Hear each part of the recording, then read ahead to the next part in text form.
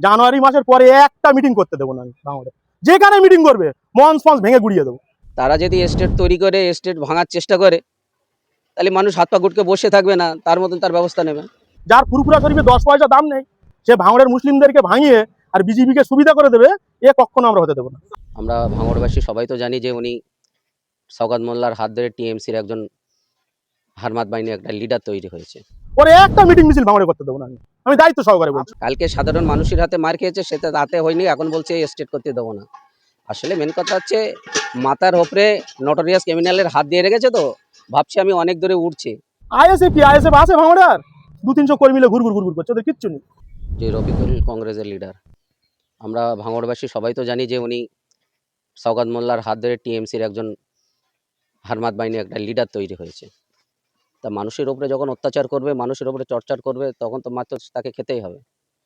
জনগণের বিরুদ্ধে কথা বললে তাকে খেতে হবে না? আর সর্বপ্রথম কথা হচ্ছে মুখের বাক্যটা ঠিক করতে হবে।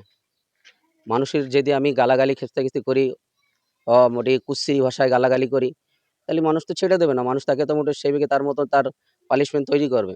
সে তার গণতান্ত্রিক প্রক্রিয়া করেছে, সেটা তার ব্যক্তিগত ব্যাপার। জনপ্রিয় নেতাটা শুধু মুখই বললে আমি না, মানুষের সঙ্গে কাজ করতে হবে।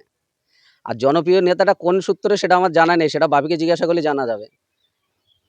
2020 সালে ওনাকে দেখেছিলাম কংগ্রেসের পতাকা নিয়ে কিছু ত্রাণ বিলি করতে। সেই সময় জেনেছিলাম যে উনি কংগ্রেসের লিডার। তারপরে দেখলাম উনি মার্কেট থেকে আউট হয়ে গেল। মোটামুটি কখনো গুম করে পড়লো, আর কখনো আউট হয়ে গেল। তারপরে 2021 গেল, 23 গেল, তারপরে ওনার কোনো জায়গায় নমিনেশন করতে দেখলাম না। শুধু লিডার বলে উনি মানুষের চোখে মুখে আসছে, কিন্তু কোনো জায়গায় কোনো নমিনেশন করতে দেখিনি। তাহলে সে কিসের লিডার আর কোন দলের লিডার সেটা আমরা ভালো করে জানি না। পাগল হলেই যেটা করে। কালকে সাধারণ মানুষের হাতে মার খেয়েছে, সেটা তাতে হয়নি, এখন বলছে স্টেট করতে দেবো না। আসলে মেন কথা হচ্ছে মাথার ওপরে নটোরিয়াস ক্রিমিনালের হাত দিয়ে রেখেছে, তো ভাবছি আমি অনেক দূরে উঠছি। সবে প্রথম একবার খেয়েছে, আবার জনগণের সাথে মোটে এরম আশিরিন ভাষায় তৈরি করলে আবার খাবে, সেটা তার গণতান্ত্রিক প্রক্রিয়ায়। তবে মানুষ তার এখন বোকা নয়। তারা যদি স্টেট তৈরি করে স্টেট ভাঙার চেষ্টা করে, তাহলে মানুষ হাত পা গুটকে বসে থাকবে না, তার মতন তার ব্যবস্থা নেবে। এটা তো শওকত মোল্লা সাহেবের একটা ক্যালি, যে ভাঙড়ে নতুন করে উনি তো আর কিছু বিস্ফোরণ করতে পারছে না। তা নওশাদ সাহেবের যারা যারা ছিল, তাদের কারোর থেকে একজন ফড়িকে গজিয়ে তুলে নিয়ে যদি নওশাদ সাহেবের বিরুদ্ধে কিছু করা যায়, তা জনগণ নওশাদ ভাইয়ের সাথে আছে। তাতে সাইড থেকে এই রফিকুল বলো আর অন্যান্য আরও যাদের আনুক, তাতে নওশাদ ভাইয়ের কিছু করতে পারবে না, তাতে আইএসএফের কোনো প্রভাব পড়বে না। সেটা শওকত সাহেব ভালো করে বুঝতে পারবে, যে তৃণমূল দলটা বদনাম করবে কি সুনামের জায়গায় নিয়ে যাবে, সেটা শওকত সাহেব বুঝতে পারবে।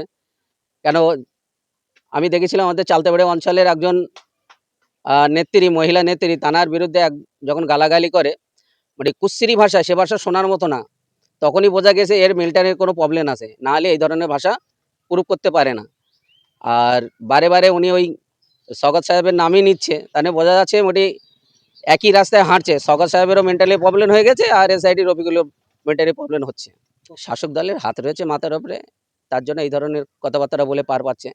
কেন, শওকত সাহেব তো কলেজ মাঠে তো বলেছিল, কে অ্যারেস্ট করবে করো, আমি এখানে আছি। তাই সেই মোটামুটি ক্ষমতাটা দেখাচ্ছে। রফিকুল সাহেব জানে শওকত সাহেব রয়েছে, শওকত সাহেব আমাকে বাঁচিয়ে নেবে। আর শুধু তাই না, আরও এ তো রফিকুল তো ছোট ছোট কথা বলেছে, এর থেকে তো শওকত সাহেব আরও বড় বড় কথা বলেছে। তাতে কি শওকত সাহেব কোনোদিনই পুলিশ শওকত সাহেবের বিরুদ্ধে এস্টাবলিয়েছে যে এই ধরনের ভাষা, এই ধরনের কথাবার্তা কেন বলছে? সোশ্যাল মিডিয়া যারা বন্ধুরা ভাঙড়ে সোশ্যাল মিডিয়ার কাজ করে, তাদেরকে মোটে ধরে মারার নিদান দিয়েছে। জানি না এই ধরনের মোটে একটা লিডারের কম্বো কি, এটা আমার জানা ছিল না। তবে আমি তো মনে করি ওনার ব্রেনের কোনো প্রবলেম আছে, কোনো ভালো হসপিটালে ওনার ব্রেনটা দেখানো দরকার আছে। অভিষেক বন্দ্যোপাধ্যায়, ওনার বাড়ি কোথায়? কলিকাতায়। অভিষেক বন্দ্যোপাধ্যায় কলিকাতায় না দাঁড়িয়ে ডায়মন্ডে কেন দাঁড়িয়েছিল?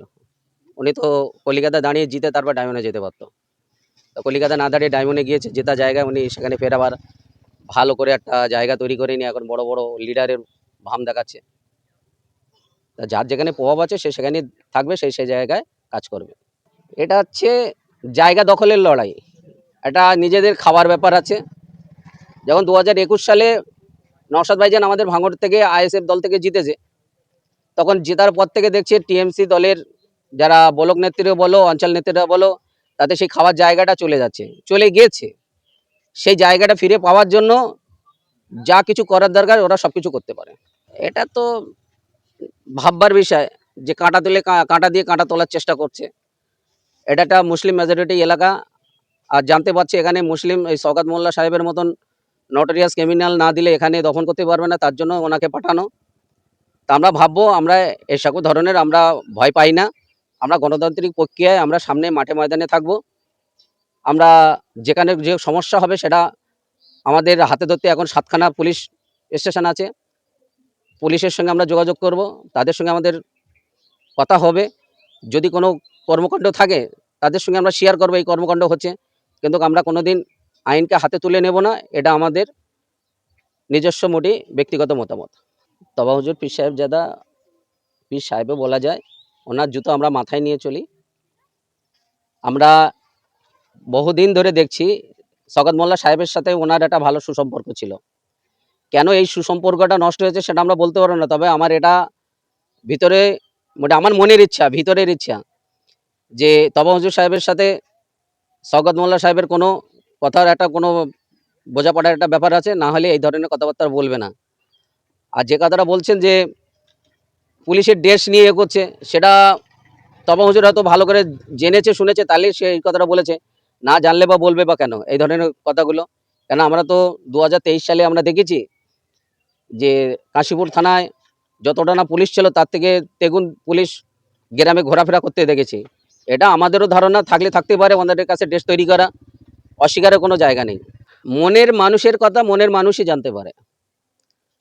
আর তবা হুজুর সাহেবের আমরা বলবো এই কথাটা আমাদেরকে জানানোর জন্য ওনাকে ধন্যবাদ জানাবো। আর সুপরামর্শ দেওয়ার জন্য আরও বেশি বেশি করে ধন্যবাদ জানাবো যে আমাদেরকে এই সুপরামর্শটা দিয়েছেন। এটা তো আমাদের দলের অন্তরের ব্যাপার। দলে আমাদের সেটা তো বারংবার আমার ভাঙড় বিধানসভার বিধায়ক নওশাদ সিদ্দিকী সাহেব বারে বারে বলে তবা হুজুর সাহেবের কাছে থাকলে থাকতে পারে। কেন উনি মনের মানুষ, একসাথে এক জায়গায় একসাথে ওঠা বসা, এক প্লেটে খাওয়া দাওয়া। হয়তো এরকম কথা কোনোদিন আলোচনা হয়েছে, না হলে বা তবা হুজুর সাহেব এটা জানতে পারবে বা কেন? আর মনের মানুষ না হলে কোনোদিন এসব মনের কথা বোঝা যায় না। এটা তো আমি পূর্বে বলে গেছি ২০২৩ সালে কাশীপুর থানায় যতগুলো না পুলিশ ছিল তার থেকে দ্বিগুণ পুলিশ গ্রামগঞ্জে আমরা ঘুরতে দেখেছি। এখানে অস্বীকারের কোনো জায়গা নেই। আমার নাম মহিবার মোল্লা, আমার বাড়ি চকমরিচা।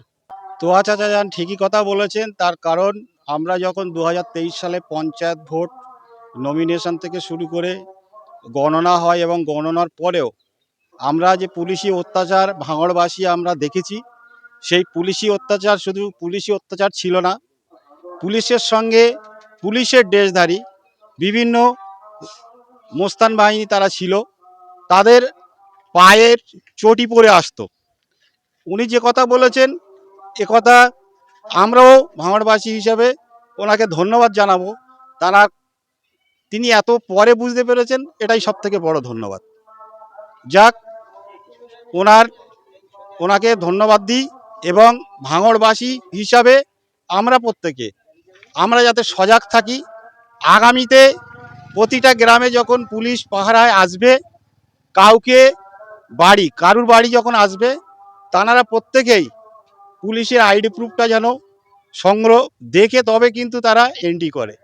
আর যদি পুলিশ না হয়ে অন্য কিছু হয়, তখন সাধারণ মানুষ তারা যেন ধরে বেঁধে রেখে থানাগুলোতে ফোন করে তাদের যেন প্রশাসনের হাতে তুলে দেয়। তো হুজুর যে কথা বলেছেন, এটা তো শাসক দল কম বেশি প্রতিটা জায়গা করেই থাকে।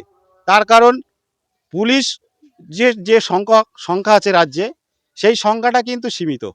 তাতে শাসক দলের গুন্ডা বাহিনীকে পুলিশের মধ্যে রূপান্তরিত করে পুলিশ সাজিয়ে তারা প্রতিটা জায়গায় যখন ইলেকশন হয় তারা সেই জায়গাগুলোতে পূরণ করে, যখন ভোট গ্রহণ কেন্দ্র থেকে শুরু করে গণনা পর্যন্ত এবং গণনার পরেও যাতে সেই জায়গাগুলো তারা ছিনিয়ে নিতে পারে, জোরপূর্বক নিয়ে নিতে পারে, সেই কাজগুলো তারা করার জন্যে এই প্ল্যানগুলো করে। কি নাম আপনার?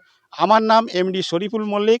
আমি ভাঙড় ১৪৮ ভাঙড় বিধানসভার আমি আইএসএফের একজন কর্মী, বুথের একজন কর্মী।